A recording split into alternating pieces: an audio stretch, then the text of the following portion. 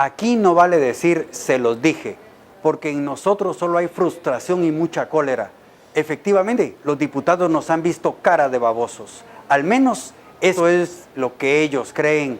Y ahora, seguro, se estarán riendo de nosotros. En fin, lo que quiero preguntarles a ustedes es lo que ocurre en el seno de la Corte de Constitucionalidad, una institución antes creíble, respetable y faro de la aplicación de la ley en el país. Ahora parece que esos principios se han ido por un tubo, como decimos los guatemaltecos. Por todo eso, quiero escuchar su opinión sobre este tema. Bueno, no por gusto le llaman la Corte Celestial, ¿verdad? Al final ellos están teniendo la última palabra en todo, como debe ser. Sin embargo, prácticamente todo lo que ha llegado ahí se llega literalmente a morir ahí a la Corte de Constitucionalidad y sobre todo a favor de quienes han puesto a los magistrados. A ver, la Corte se diseñó con la idea de tener la última palabra en asuntos de constitucionalidad. Lo que pasa es que malacostumbramos a la Corte, o las corporaciones de abogados se malacostumbraron porque vieron que ahí se podía generar espacios de corrupción para nombrar gente, ¿verdad? Todo este tema que de nuevo seguimos discutiendo en el asunto de comisiones de postulación, que lo hemos hablado a lo largo pues, del año. El sistema de pesos y contrapesos en cualquier país es valioso. Nosotros el problema que tenemos en Guatemala es que estos contrapesos al final se terminaron corrompiendo. Y uno puede ver incluso cómo están estructuradas las facciones. El magistrado Pérez Aguilera es representante de los abogados del país ante la Corte. ¿Por qué el Colegio de Abogados no se pronuncia? Bueno, porque hay algún nivel de influencia, porque está corriendo una gran cantidad de dinero en este tipo de elecciones. Uno pensaría que es incluso hasta natural que el magistrado que designa el presidente tenga una posición cercana al presidente, aunque cuando se piensa en la honorabilidad, la misma Constitución ordena que el momento de nombrar a un funcionario debería ser borrón y cuenta nueva, y yo no tengo ningún ligamen con quien me nombró. Esto es lo que falta en el país. De hecho, se puede hacer. Digamos que lo estamos viendo en el caso de la fiscal general Telma Aldana, que fue electa por el mismo gobierno del presidente Otto Pérez. Yo creo que todo está precisamente en cómo, tú lo has mencionado en otras veces, Otto, de cómo está conformado el sistema, cómo el sistema permite que finalmente sean estos jueces, máximos jueces, defensores de la Constitución, los que sean electos, uno por el Congreso, uno por el Colegio de Abogados, y acá vemos que entonces llegan no a servir los intereses por el cual fueron nombrados, que es el defender las decisiones, que en algunos casos tienen argumentos como el del pasado, perdón, jueves. Solo quería hacer una anotación. De verdad, el nivel de mensaje que se manda, porque miren, una cosa es que la Corte resolviese el tema de si era constitucional o no pasar las dos lecturas de la reforma un día y a los días que se conocieran en el Congreso, a lo que es una burla en particular, que el líder vota por las reformas y teniendo mayoría en la Corte de Constitucionalidad, 10, 15 minutos después se conoce la resolución. Eso es ridículo. Era lo que hablábamos, anteriormente, esa estrategia. Y pone en evidencia esta incidencia política que tienen estas instituciones, que al final paran resolviendo temas electorales, temas de justicia, temas tributarios. O sea, ahí va a finalizar absolutamente todos los temas. Son ellos quienes tienen la última palabra, y lo que hemos visto es que hay una clara división de 2 a 3 y que así podrían darse la mayoría de los resultados que vayamos a estar viendo, la mayoría de resoluciones que vamos a estar viendo. Una división que por un lado vemos a Gloria Porras y el magistrado Chacón, por el otro vemos a Pérez Aguilera, a Molina Barreto y al recién electo magistrado Alejandro Duarte, que dicho sea de paso, fue elegido por líder, por patriota, por Viva, y que ahí vamos a ver.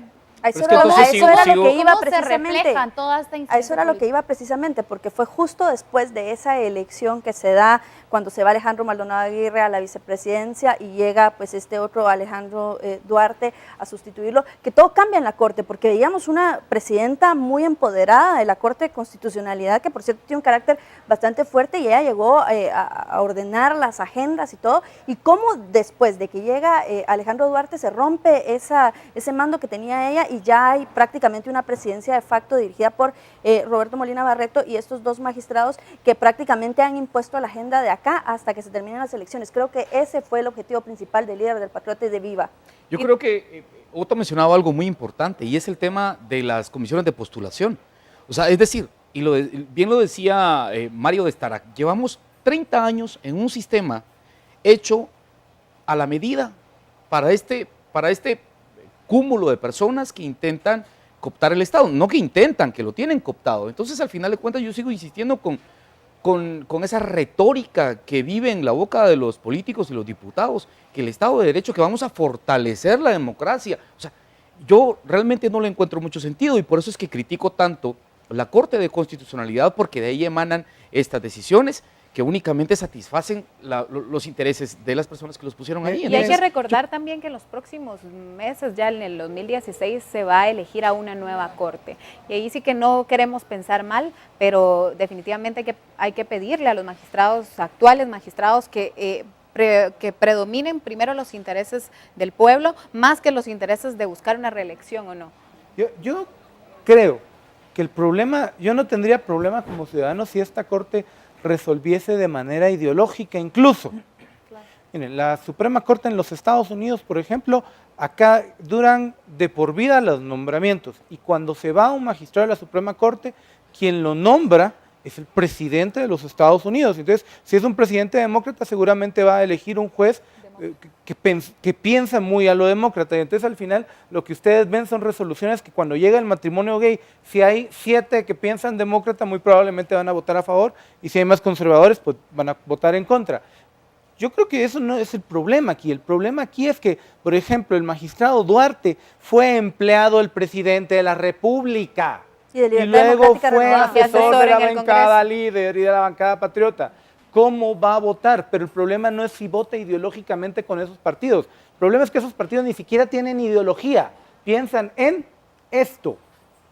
Y que por supuesto, yo creo que dejando de lado, o sea, deberían de apelar, si no pueden de forma política, por lo menos salvar su propia moral, su propia ética, Miguel. Es decir, apelar a algo tan sencillo como, no sé, desear el bien común a los guatemaltecos, es que para eso están ahí. Yo sé que parece chiste, pero deberíamos apelar, aunque sea a la conciencia de los magistrados. Si los congresistas hubieran tenido un poco de noción histórica de qué debían hacer, debieron o no elegir magistrado sustituto de Alejandro Maldonado o ir a buscar a los centros de abogados o consultar con los abogados quiénes eran los potenciales magistrados más honorables para elegir de ellos. El problema no era que eligieran a un sustituto de Alejandro Maldonado, el problema fue la forma en que lo hicieron y a quién eligieron. Lo más triste creo que es pensar que en lo que resta del proceso electoral, en lo que resta del año, vamos a seguir viendo las mismas resoluciones que hemos visto en los últimos días, 3-2,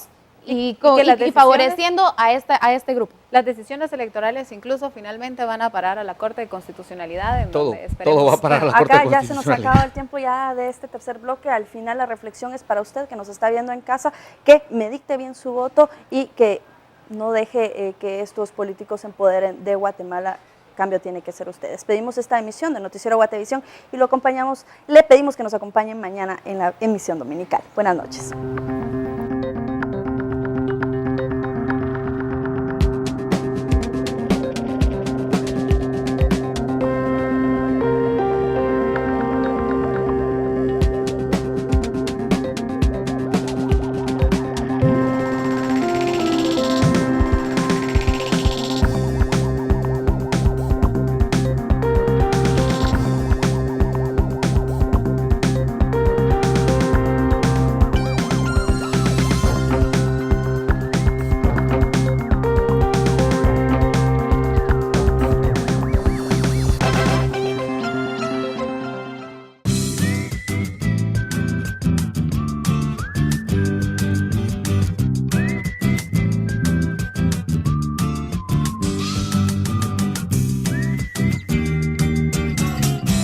Guatevisión.